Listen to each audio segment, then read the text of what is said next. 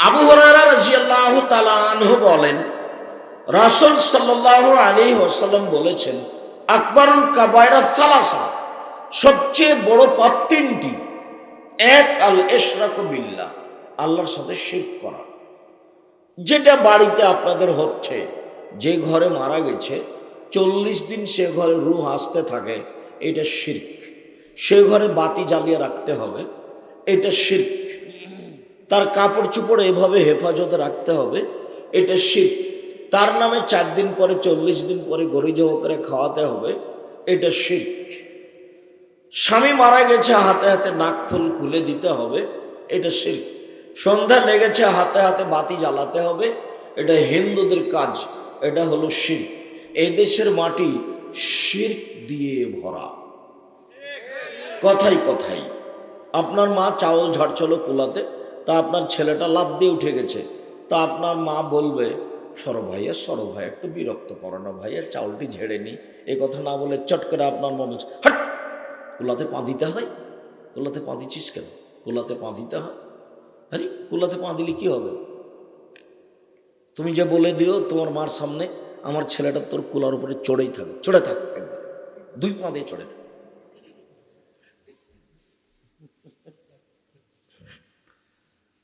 10 minute থাকার পরে বলে, আম্মা এখন চাউল ঝাড়ে। মানে হিন্দুদের দেশ, 10 বছর 100 বছর 10,000 বছর পূর্বে হিন্দু বসবাস করত, সেই গতি এখনো মানুষের ভিতরে থেকে গেছে।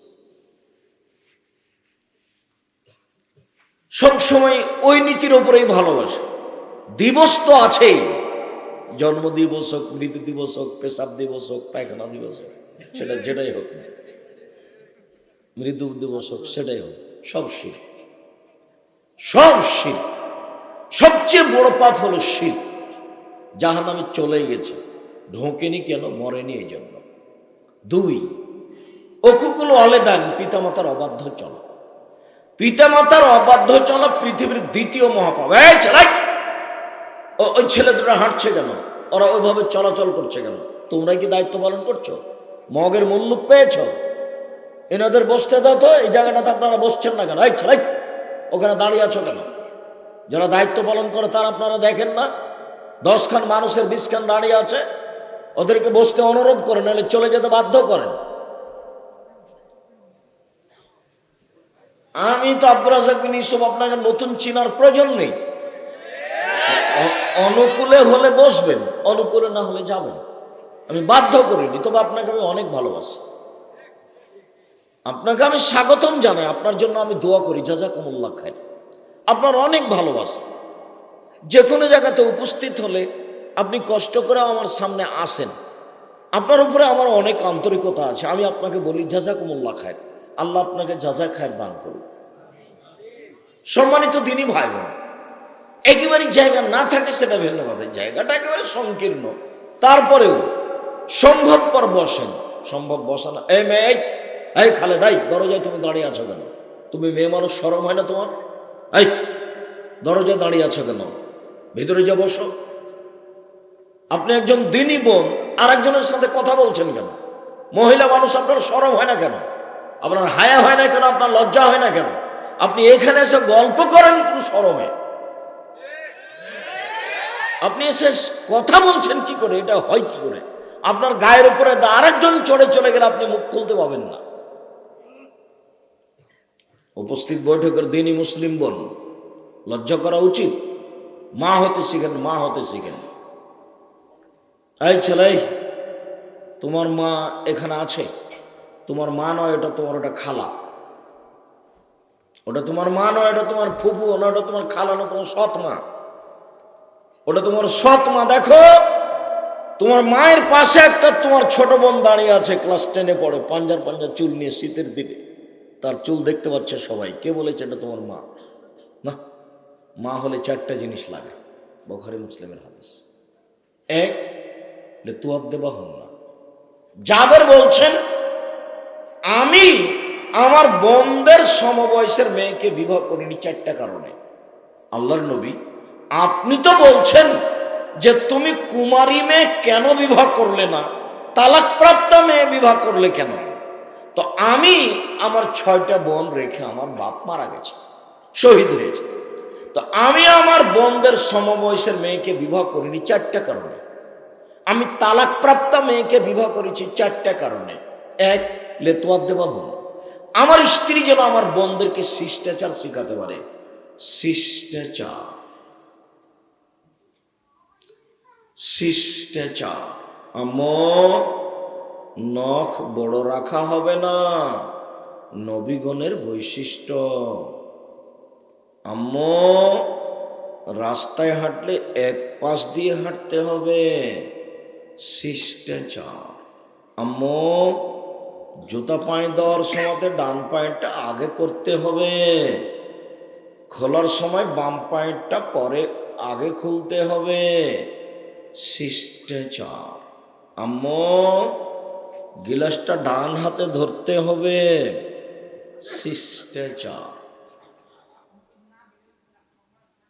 তোমার ছোট ভাইটা তোমার পাশে বসে আছে, দেখো ওর প্যান্টটা টাকনুর নিচে আছে, অথচ আল্লাহ নবী বলছেন যে টাকনুর নিচে প্যান্ট হারাম, ও জাহান্নামে যাবে। অথচ তোমার মা দিন রাত এই প্যান্টটা পরাচ্ছে, পরিষ্কার করছে, গায়ে দিয়ে দিচ্ছে, পরিয়ে দিচ্ছে। তোমার মার কাছে এটা কোনো কিছুই মনে হয় না।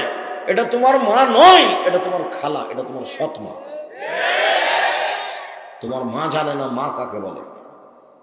তোমার দাদা বিবাহ দিয়েছে, তোমার নানা বিবাহ দিয়েছে, স্বামীর কাছে গেছে, তাই বাচ্চা হয়ে গেছে। আসলেও জানে না মা কাকে বলে।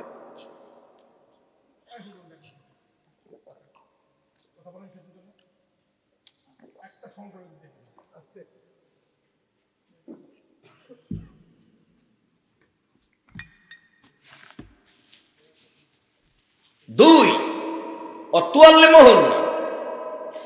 আমার স্ত্রী যেন আমার বোনদেরকে বিদ্যা শিখাতে পারে। বিদ্যা,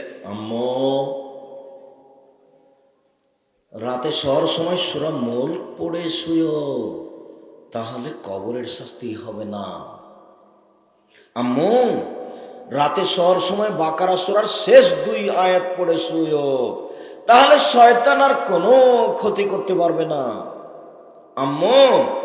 ঘুম থেকে উঠে যদি দেখো কুকুর ডাকছে, তাহলে বলবা, গাধা ডাকছে, তাহলে বলবা নাউজুবিল্লাহ মিন যালিক। আর যদি দেখো যে মোরগ বাঁক দিচ্ছে, মোরগ ডাকছে, তাহলে বলবা আল্লাহু ইন্নী আসআলুকা মিন ফাদলিক। রাত্রে যদি খারাপ স্বপ্ন দেখো না, তাহলে ডান কাতে সাইড পরিবর্তন করবা, ডানে থাকলে বামে, বামে থাকলে ডানে, আর বাম দিকে থুথু ফেলবা, ঠুক ঠুক ঠুক, আর মুখে বলবা নাউজুবিল্লাহ মিন যালিক। শোনো শোনো, যদি খুব খারাপ লাগে স্বপ্ন, একবারে ভয়ে কাঁপছে, তাহলে উজু করো, 2 রাকাত সালাত আদায় করে নাও, সুন্দর করে উজু করে 2 রাকাত সালাত আদায় করে নাও, তাহলে আর কোনোই ক্ষতি হবে না। আমি কম বয়সের মেয়েকে বিবাহ করিনি যাতে করে আমার স্ত্রী আমার বোনদেরকে বিদ্যা শিখাতে পারে। তোমার মা কি শিখায়? তোমার মা তোমাকে ছাই শিখায়। তোমার মা তোমাদের পরিবারকে কবর দিয়েছে, যে এখন বসে আছে ছোটবেলায় উপরে পেট দেখা যাচ্ছে, পিঠ দেখবে, তোমার মাও। আর যদি এখানে না আসে, তাহলে টিভির সামনে বসে আছে। শয়তান, শয়তান। বিশাল পর্দায় ল্যাংটা মেয়ে দেখছে তোমার মা।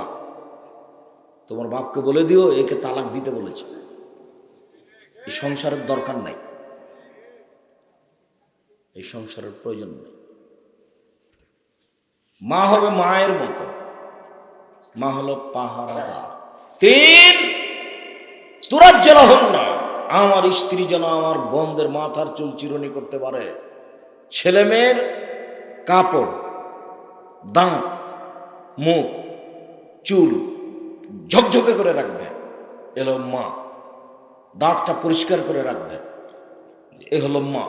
প্যান্টটা টাকানোর উপরে রাখবে, এটা হলো মা। মাথার চুল চিরুনি করে রাখবে, এটা হলো মা। সাজগোজ করে বাচ্চাকে রাখবে, এটা হলো মা। এ কথা আমি বলিনি, এ কথা মুহাম্মদ সাল্লাল্লাহু আলাইহি ওয়াসাল্লাম বলেন, হাদিস বুখারী মুসলিম। 4, ওয়াতাকুম আলাইহিন্না, আমি আমার বোনদের বয়সের মেয়েকে বিবাহ করিনি, বেশি বয়সের মেয়ে, তালাকপ্রাপ্ত মেয়েকে বিবাহ করেছি যাতে করে আমার স্ত্রী আমার বোনদের উপরে পাহারা দিতে পারে। পাহারাদার। তোমার মা হলো তোমার বোনের উপরে, তোমার উপরে পাহারাদার। তোমার মা কি পাহারা দেয়? তোমার মা শুধু ভালো রান্না করতে পারে, মেহমানকে তো ডাকে না, ভোটে দাঁড়াইলে লোককে ডাকে, আসেন ভাই আসেন, চা খেয়ে যাক, চা খেয়ে। তোমার মা সবার জন্য ফ্রি, ওই জন্য তো নির্বাচনে গেছে, সবাইকে ডাকা, ভাই আসেন চা খেয়ে যান, দোলা ভাইকে ডাকা, ওই সংসার চলবে না। 3 শ্রেণীর মানুষ জাহান্নামে যাবেই। এক, মদমিনুল খাম, নিয়মিত যারা বিড়ি, তামাক, জর্দা, সিগারেট, গুল, নেশাদার দ্রব্য খায়, পান করার জাহান্নামে যাবে। 2, আর রাজরাত মিনান নিসায়ে, পুরুষের বেশধারী নারী, যারা পুরুষের জুতা স্যান্ডেল পরে, যারা পুরুষের শার্ট প্যান্ট পরে, যারা পুরুষের পোশাক পরে, ওরা জাহান্নামে যাবে। যারা পুরুষের গেঞ্জি গায়ে দেয়, এরা জাহান্নামে যাবে। 3, ও দায়ুস, আপনি কে? আপনি আল্লাযী ইউকিরু ফি আল খাবাসা, যে তার বাড়িতে বেহায়াইর সুযোগ দিয়েছে। ও গেছে 3 চিল্লায় লন্ডন 3 মাসের জন্য, আর বেটি ঢাকা বিশ্ববিদ্যালয়ে প্রেমের তাসবিহ টিপে, আলো লন্ডনে তাসবিহ টিপে, ধর্ম পাগল হয়ে গেছে। আল্লাহর নবী বলছেন ছেলে মেয়ের উপরে বাপ মা পাহারাদার, আর ও 3 মাসের জন্য গেছে। 1 মিনিট সরে যায় যে তার নাম পাহারাদার নয়, এটা তো ঢাকা, এটা তো সাভার, এটা তো আপনার ধামরাই। আপনার বাড়িতে পাহারাদার আছে, যদি আপনি সকালে শোনেন যে একটু ঘুমিয়েছিল, তো আপনি বলবেন তোকে দিয়ে হবে না রে, তুই যা, বেতনটা নিয়ে চলে যা। একটু ঘুমাল ছিল, সেই জন্য আপনি তাকে রাখতে পারেন না। আর আল্লাহর নবী বলছেন আপনার স্ত্রী পাহারাদার। কি পাহারা দেয়? কি ছাই পাহারা দেয়? কচু পাহারা দেয়। ও কি বুঝে? সংসার বুঝে? সংসারকে কবর দিয়েছে। ও তো ছেলে মেয়েকে ওটাতে কি যেন বলছে, আপনার ওই গেমস খেলতে লাগিয়ে দিয়েছে, আর ও যে নিজে স্টার জালসা দেখছে। এই তো তোমার মা। তোমার মার স্বভাবই খারাপ, তোমার মার স্বভাবই খারাপ। মা হলো 4টে জিনিস লাগে। 1, শিষ্টাচার শিখাতে হবে মাকে। 2, বিদ্যা শিখাতে হবে মাকে। 3, বাচ্চাদেরকে পরিপাটি করে সাজগোজ করে রাখতে হবে মাকে। 4, বাচ্চাদের পাহারা দিতে হবে। প্রত্যেক দিন তোমার বোনটা বিকাল 2টায় আসে বাড়ি, আজকে 2টা 20 এসেছে, তোমার মার কোনো কাজ জায়েজ নয়। এখন হলো তাকে তল্লাশি চালাতে হবে, 20 মিনিট দেরি হলো কেন? তার নাম মা। এটা হলো মা। এ কথা আমি বলিনি, এ কথা মুহাম্মদ সাল্লাল্লাহু আলাইহি ওয়াসাল্লাম। আরো এখানে 2টা কথা বলা থাকছে।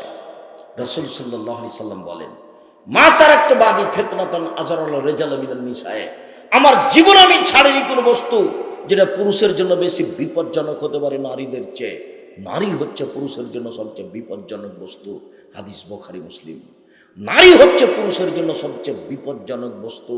রাসূল সাল্লাল্লাহু আলাইহি সাল্লাম বলেন, পৃথিবীর মানুষ শুনে রাখো, ফাত্তাকুদ দুনিয়া ওয়াত্তাকুন নিসা, পৃথিবী থেকে বেঁচে থাকো, নারী থেকে বেঁচে থাকো। নারী হলো, তোমরা পৃথিবী থেকে বেঁচে থাকো, নারী থেকে বেঁচে থাকো। রাসূল সাল্লাল্লাহু আলাইহি ওয়াসাল্লাম বলেন, মা রাইতু মিন নাকিস তাকলিন দীনিন আযাব রাজুলিল হাজিম, ও নারী জাতি, আমি তোমাদের চেয়ে দেখিনি কাউকে বুদ্ধিমানের বুদ্ধিকে নষ্ট করতে পারে। তোমরা এমন জাতি বুদ্ধিমানের বুদ্ধিকে নষ্ট করতে পারো। ও নারী জাতি, তোমরা এমন জাতি বুদ্ধিমানের বুদ্ধিকে নষ্ট করতে পারো। একবার যদি আপনার দিকে দেখে হাসি মুখে কথা বলে, তাহলে আপনার ঈমান আমান সব হারে। রাসূল সাল্লাল্লাহু আলাইহি সাল্লাম বলেন, ইন্নাল মারাতা তুকবালু ফি সূরাতি শায়তান ওয়া তুদবারু ফি সূরাতি শায়তান, নিশ্চয়ই মহিলারা শয়তানের বেশ ধরে আসে, নিশ্চয়ই মহিলারা শয়তানের বেশ ধরে যায়, নিশ্চয়ই মহিলারা শয়তানের বেশ ধরে আসে, নিশ্চয়ই মহিলারা শয়তানের বেশ ধরে যায়, নিশ্চয়ই মহিলারা শয়তানের বেশ ধরে আসে, নিশ্চয়ই মহিলারা শয়তানের বেশ ধরে যায়। আব্দুর রাজ্জাক সাহেব ধামরায় বক্তব্য দিতে এসেছেন, খুব স্বাদ করে বক্তব্য শুনতে এসেছি। শয়তান হতে আসেনি। এত কষ্ট দিচ্ছেন কেন? আপনাকে আমি শয়তান বলিনি। আরে আপনাকে তো আমি আয়েশা রাদিয়াল্লাহু তাআলার মতো মনে করি, আপনাকে আমি খাদিজা রাদিয়াল্লাহু তাআলার মতো মনে করি। আপনাকে আমি এই কথা বলিনি। আল্লাহ নবী বলছেন মহিলারা শয়তানের বেশ ধরে আসে, শয়তানের বেশ ধরে যায়। তা আয়েশাও তো মহিলা, তাহলে তিনি তাকে এই কথা বললেন? আপনি দেখবেন 1 মিনিট আয়েশাকে, এই মেয়ে এক কথা বলছো কেন? এদিকে খেয়াল করো। আপনি দিনই বোন, আপনি বক্তব্য শুনতে এসেছেন, কথা বলবেন না, আপনাকে বলছি আমি। আপনি এদিকে খেয়াল করেন, দেখবেন 1 মিনিট আয়েশাকে, এ দেখেন আয়েশা রাদিয়াল্লাহু তাআলা আনহা বলেন, আমার স্বামী মারা গেল আমার ঘরে। মুহাম্মদ সাল্লাল্লাহু আলাইহি সাল্লাম আয়েশার ঘরে ইন্তেকাল করেছিলেন। আয়েশা রাদিয়াল্লাহু তাআলা আনহা বলেন, তো আমার ঘরে তার কবর হলো, আমি কবর পাশ এমনিতে যাই, কেন? এটা আমার স্বামীর কবর, আমি অত খেয়াল করি না, মাথায় কাপড় দিই না। কিছুদিন পরে কবর হলো আমার বাপের, তখন আমি মাথায় কাপড় দিই না, এমনিতে কবরের পাশে যাই, কেন? এটা আমার স্বামীর কবর, এটা আমার বাপের কবর।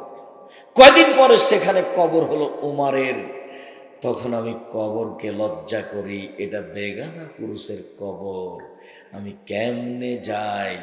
নিজেকে গুটিয়ে নিয়ে কাপড় চোপড় মাথায় দিয়ে ভালোভাবে যাই কবরের পাশে, আর স্বাভাবিকভাবে যায় না। আয়েশা একটা কবরকে লজ্জা করেন, এটা কবরকে। আর আপনি এখানে এসেছেন ছোটবেলা ওই পরে, ওই যে পিঠ দেখা যাচ্ছে, পেট দেখা যাচ্ছে, আপনি শয়তান, আল্লাহ নবী আপনাকে শয়তান বলেছে। আপনার পাশে আর একজন বোরকা পরে আছে, ওকে শয়তান বলেননি। এই মেয়ে, তোমাকেই বলছি, পাঞ্জার পাঞ্জার চুল নিয়ে জাতিকে দেখিয়ে জাতিকে পাপী করে নিজেকে শিক্ষিত মনে করো? তুমি তো পশু প্রাণীর মতো। মহান আল্লাহ বলেন, হে মুসলিম মহিলা, তোমরা বাড়িতে থাকো। বন্যতার যুগে, বার্বরতার যুগে, অসভ্যতার যুগে নারীরা যেভাবে বন্য পশু প্রাণীর মতো ঘুরতো, সেভাবে ঘুরো না। এটা জোরালো আদেশ, আল্লাহ তাআলা এভাবে আদেশ করেন। নগ্ন পোশাকে চলে কোনো নারী নিজেকে শিক্ষিতা প্রমাণ করতে পারে না, অসম্ভব। দেখবেন 1 মিনিট আয়েশাকে, এদিকে দেখেন, আয়েশা রাদিয়াল্লাহু তাআলা আনহাকে দেখাচ্ছি। আয়েশা রাদিয়াল্লাহু তাআলা আনহা বলেন যে একদা আমরা রাসূলের সাথে যুদ্ধে গেছিলাম, সফরে। তা আমরা ফিরবো, তা আমি একটু পেশাব পায়খানার প্রয়োজন হলো, তো টয়লেটে গেছি দূরে, ঘুরে এসে দেখছি কেউ নেই, সবাই চলে গেছে। তা আমি তো কম বয়সের মেয়ে, আমি একটু হালকা পাতলা ছিলাম, আমি যে ওই দোলনার মধ্যে, হাওদার মধ্যে, পালকির মধ্যে যে আমি নেই, এটা সাহাবীগণ বুঝতে পারেননি। ওরা উঠিয়ে দিয়েছেন উঠের উপরে, ওরা আমি আছি কি না তা ধরতে পারেনি। আমি তো হালকা পাতলা মেয়ে, কম বয়সের মেয়ে, ওরা বুঝতে পারেনি। তা আমি এসে দেখি কেউ নেই, সব চলে গেছে। তা আমি বসলাম, দেখি কি হয়, ঘুম ঘুম ভাব। কিছুক্ষণ পরে সাফরান মুআত্তাল একটু দূর থেকে বলছেন, ইস্তারজা, ইন্না লিল্লাহি ওয়া ইন্না ইলাইহি রাজিউন। আরে কি ব্যাপার, আয়েশা কেন এখানে? তো আমি কণ্ঠটা পাওয়ার সাথে সাথে মুখটা ঢেকে নিয়েছি, মুখ খোলা যায়, কণ্ঠটা পাওয়ার সাথে সাথে আমি মুখ ঢেকে নিয়েছি। ইনি আয়েশা। কি বলেন আপনি? আপনাকে আমি শয়তান বলবো মানে? আপনি এখন এসেছেন, আপনার পায়ে হাত মোজা নেই, পায়ে পাউজা নেই, হাতে হাত মোজা নেই, ধর্ম পাগল হয়ে গেছে। আপনার স্বামী কা পুরুষ, আপনার স্বামী কা পুরুষ, আপনার স্বামী কা পুরুষ, আপনার স্বামী ঘৃণিত পুরুষ, আপনার স্বামীকে আমি ঘৃণা করি। আমি আব্দুর রাজ্জাক বিশো, আপনার স্বামীর আমি 5 পয়সা দাম দিই না। স্বামী কাকে বলে জানেন? চোখ যেভাবে ঘুরে বউ সেভাবে চলে, তার নাম স্বামী। চোখ যেভাবে ঘুরে বউ সেভাবে চলে, তার নাম স্বামী, তার নাম ক্ষমতা। এক কোথায় গেছিল, মাথায় কাপড় না দিয়ে পিঠের চামড়া তুলে দেবো, তার নাম স্বামী। ক্ষমতা থাকা লাগে। আল্লাহ রাসূল বলছেন, ক্ষমতা থাকলে বিবাহ করো, আর ক্ষমতা না থাকলে বিবাহ করিও না, পরিবেশ নষ্ট করো না, রোজা থেকে থেকে থেকে যৌবন ধ্বংস করো, বিবাহই করিও না। বিবাহ করলে ক্ষমতা লাগে, বিবাহ করলে পাওয়ার লাগে, বিবাহ করলে 5টা জিনিস লাগে। এক, ফকসুয়া মাক্তা সাইতা, যে মানের কাপড় পরো সে মানের বউকে পরাবা। আতেমা মাতায়ামতা, তুমি যে মানের খাও স্ত্রীকে সে মানের খাওয়াবা। বলা তুকাব্বে, বউকে কটু কথা বলো না, কখনো বলা যাবে না তোমার ঠোঁটটা কালো, তোমার রংটা কালো, তোমার শরীরটা খুব মোটা, এটা কখনো বলা যাবে না। 4, আল্লাহ তাজের বলা লজে, কখনো মুখের উপরে মারো না। 5, আল্লাহ তাতরকা ইল্লা ফিল বাইতে, তোমার বাড়ি ছাড়া কোথাও তাকে যেতে দিও না। নানির বাড়ি যেতে পারে না, খালার বাড়ি যেতে পারে না, ফুফুর বাড়ি যেতে পারে না, মায়ের বাড়ি যেতে পারে না, জরুরি দুর্ঘটনা ছাড়া বাড়ি ত্যাগ করতে পারে না। বাজার তো বহু দূরের কথা, বাজার তো ভাবতে পারে না। কাপুরুষের স্ত্রী বাজার যায়, যে কাপুরুষ যে স্ত্রীর কথা মতো চলে, একদিন কাপড় নিচ্ছে একটা কিনে, তখন স্ত্রী কাপড়টাতে হাত দিয়ে বলছে কি যে মোটা কাপড় কিনে খামাখা। আর একদিন তুমি একদিনও ভালো কাপড় কিনতে পারো না, তখন আপনি তার পরের দিন বলছেন যা তুই যা বাজার যা, তুই যা, আমার তো গিয়ে হয় না, তুই যা। এটা হলো ঘটনা। যদি আপনার স্ত্রী এভাবে বলতো আমি ধামরাই গ্রামের মেয়ে, যাহাই আনিবেন তাহাতেই খুশি, আমি অভিমান বলে কোনো জিনিস রাখিলাম না, তাহলে সংসার হবে সুন্দর সুখী। আর যত অভিমান থাকবে তত সংসার খারাপ হবে, তত শয়তান সুযোগ পাবে। অভিমান বলে কোনো জিনিস রাখতে হবে না, প্রতিবাদ নেই, যাহাই করিবেন আপনি তাহাতেই খুশি। যদি পাপের কথা না বলেন তাহলে যাহাই বলিবেন তাহাই করিব, তাহলে সংসারটা সুন্দর হবে, খুশি হবে। আর আপনি কোনো সময় গালি দিতে পাবেন না, ও তো মিঠা বস্তু, ও তো আদরের বস্তু, ও তো ঘেরে রাখা বস্তু, ও এত আদরের, ও এত আদরের, ও এত আদরের, ও হচ্ছে বগড়া সোনাতলা হাটের আদরের মালসা। ওকে আদর করতে হয়, ওকে ঢেকে রাখতে হয়, ওকে ঘেরে রাখতে হয়, গালি দিতে হয় না, মারতে হয় না। রাসূলুল্লাহ না করে দিয়েছে, ক্ষমতা দেখে রাখতে হবে, আপনার বাড়ি ছাড়া কোথাও যেতে পারে না। বাজারের তো কোনো প্রশ্নই আসে না। কই আমরা তো কোনোদিন বাজার ভাবি না, তারপরে তো বেঁচে আছি দেশে। দুনিয়াতে আমরা মরে গেছি নাকি? বেঁচে আছি তো। আমরা বাজারের কথা ভাবতেই পারি না, পুরুষ মানুষই যায় না, তো মহিলা মানুষ বহুদূর কথা। সম্মানিত দিনী ভাই বোন, বলছিলাম উপস্থিত বৈঠকের মুসলিম বোন, এক মিনিট দেখবেন আয়েশাকে। এ দেখেন আয়েশা রাদিয়াল্লাহু তাআলা আনহা বলেন, আমি বিছানে ঘুমে শুয়ে আছি, তো আল্লাহ রাসূল আমার পাশে এসে জুতা স্যান্ডেল কাপড় রেখে শুয়ে গেলেন। তো একটু পরে তিনি ভাবলেন আমি ঘুমিয়ে গেছি, আসলে আমি ঘুমাইনি, আমি ভান করে ঘুমিয়ে আছি। দেখি তিনি কি করেন, কোন স্ত্রীর কাছে যান নাকি। তো একটু পরে ধীরে উঠলেন, ধীরে কাপড় চোপড় জুতা স্যান্ডেল নিলেন, ধীরে দরজাটা খুলে বাইরে গিয়ে দরজাটা বন্ধ করে দিলেন, চুপে চুপে করলেন, আমাকে কিছু বললেন না। আমিও উঠলাম, দেখি কোথায় যায়। আমিও উঠে আমি আমার কাপড় চোপড় নিলাম, আমি মাথায় কাপড় দিয়ে নিলাম, গায়ে কাপড় দিয়ে নিলাম, বের হয়ে দেখি ওই যে 150 হাত দূরে কবরস্থানে গিয়ে হাত তুলে দোয়া করছেন। মাত্র 50 হাত, রাত 2টা হবে, কেউ নাই, কোনো পুরুষ মানুষ নেই, কেউ নাই, নিঝুম রাত, রাত 2টা 3টা এরকম সময়ে কেউ নাই। আয়েশা রাদিয়াল্লাহু তাআলা আনহা মাথায় কাপড় দিয়ে কাপড় গুটিয়ে নিয়ে যাচ্ছেন স্বামীকে পরীক্ষা করতে। কোথায় তিনি গেলেন? ইনি আয়েশা। এনাকে শয়তান বলবো? আপনাকে শয়তান বলবো? আপনাকে তো আমি আয়েশার মতো মনে করি। দেখবেন আপনি আয়েশাকে, আর একটু দেখেন, এই যে দেখেন আল্লাহ নবী বলছেন আয়েশা জি হ্যাঁ, যে জিবরাইল, এই যে জিবরাইল, আয়েশা এই যে জিবরাইল তোমাকে সালাম দিল। তখন আয়েশা বলছেন ওয়ালাইহিস সালাম ওয়া রাহমাতুল্লাহি ওয়া বারাকাতুহু। জিবরাইলকে সালাম, জিবরাইলের প্রতি শান্তি অবতীর্ণ হোক, জিবরাইলের প্রতি রহমত আজ অবতীর্ণ হোক। তারাওয়ালা নারা, আরে আপনি তো জিবরাইলকে দেখতে পান, আমি তো দেখতে পাই না। আপনি তো জিবরাইলকে দেখতে পান, আমরা তো দেখতে পাই না। এক বিছানে 3 জন, মুহাম্মদ সাল্লাল্লাহু আলাইহি ওয়াসাল্লাম, আয়েশা রাদিয়াল্লাহু তাআলা, জিবরাইল, এক বিছানে 3 জন, এক লেপের নিচে 3 জন। কে? মুহাম্মদ সাল্লাল্লাহু আলাইহি ওয়াসাল্লাম, আয়েশা রাদিয়াল্লাহু তাআলা, জিবরাইল আলাইহিস সালাম, এক বিছানে 3 জন। ইনি হচ্ছেন আয়েশা রাদিয়াল্লাহু তাআলা। আপনাকে 1 মিনিট দেখালাম আয়েশা কাকে বলে। আপনি কষ্ট পেলেন? আমি বলিনি এই কথা, মুহাম্মদ সাল্লাল্লাহু আলাইহি ওয়াসাল্লাম বলছেন। মহিলারা শয়তানের বেশ ধরে আসে, শয়তানের বেশ ধরে যায়, ওরা শয়তানের বেশ ধরে আসে, ওরা শয়তানের বেশ ধরে যায়। ওদের থেকে বাঁচো, ওদের থেকে বাঁচো। পৃথিবীর মানুষ শোনা রেখো, সিনফানে মিন আহলিন নার লা মারাহুমা, 2 শ্রেণীর মানুষ জাহান্নামে যাবে, আমি তাদের দেখিনি। 2 শ্রেণীর মানুষ জাহান্নামে যাবে, আমি তাদের দেখিনি। 2 শ্রেণীর মানুষ জাহান্নামে যাবে, আমি তাদের দেখিনি। এক কওমুন মাহুম সায়াতুন, এক শ্রেণীর মানুষ তাদের হাতে থাকবে লাঠি, কাজনাবিল বাকারে, গাভীর লেজের মতো। এক শ্রেণীর মানুষ তাদের হাতে থাকবে লাঠি, গাভীর লেজের মতো, একদিক মোটা একদিক চিকন, এ দিয়ে তারা মানুষকে মারবে, এরা জাহান্নামে যাবে।